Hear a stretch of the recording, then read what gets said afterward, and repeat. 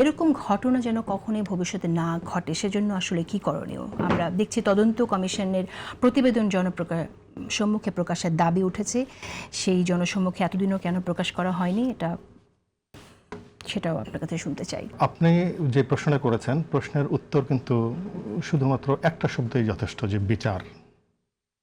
এই বিচারটা যদি সঠিকভাবে হয়, বিচার যদি কার্যকারিতা যদি পায়, তাহলেই কিন্তু আমরা বলতে পারবো যে আমরা একটা ভালো দিকে যাব, একটা পুনর্গঠনের দিকে যাব।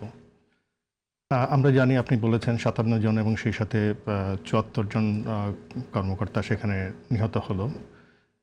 অনেকগুলি বিচার কিন্তু হয়েছে। কিছু বিচার হয়েছে আদিষ্ট বিচার, কিছু বিচার হয়েছে আবেশিত বিচার। বিচার বলতে আমি বলছি তদন্ত, কিন্তু মূল তদন্ত যেটা যেভাবে হওয়ার কথা সেভাবে কিন্তু তদন্তটা কিন্তু হয় নাই। কিন্তু বিগত সরকারের সময় আমরা যেটা দেখেছি, স্বাধীন তদন্ত কমিশনের যে তদন্ত যেটা হয়েছে, সেই তদন্তটা আমার জানা মতে, যতটুকু আমি খবর নিয়েছি, তাতে আমার কাছে মনে হয়েছে যে এটা একটা সঠিক তদন্তই হয়েছে।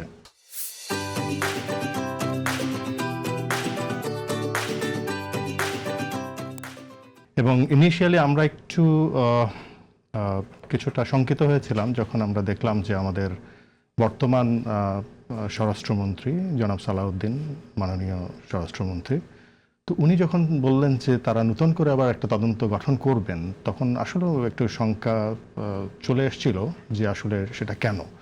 সেটা আবার আজকে সকালে আমরা দেখলাম যে তিনি সেটাকে ক্লিয়ার করেছেন। তিনি বলেছেন যে সেই তদন্ত রিপোর্টটা তিনি আগে বিস্তারিতভাবে দেখেন নাই। আজকে কথা বলার উদ্দেশ্যে তিনি কিছুটা দেখেছেন, তার কাছে মনে হয়েছে যে সেই তদন্তটা ভালো কিছু হয়েছে এবং তিনি আরও পড়ে বিচার বিবেচনা করবেন। এবং অলরেডি তিনি বলেছেন যে নতুন কোনো তদন্ত হবে না, যে তদন্ত কমিশন, স্বাধীন তদন্ত কমিশনের যে সিদ্ধান্ত, সেই সিদ্ধান্ত অনুযায়ী বিচার কার্যক্রম চলবে।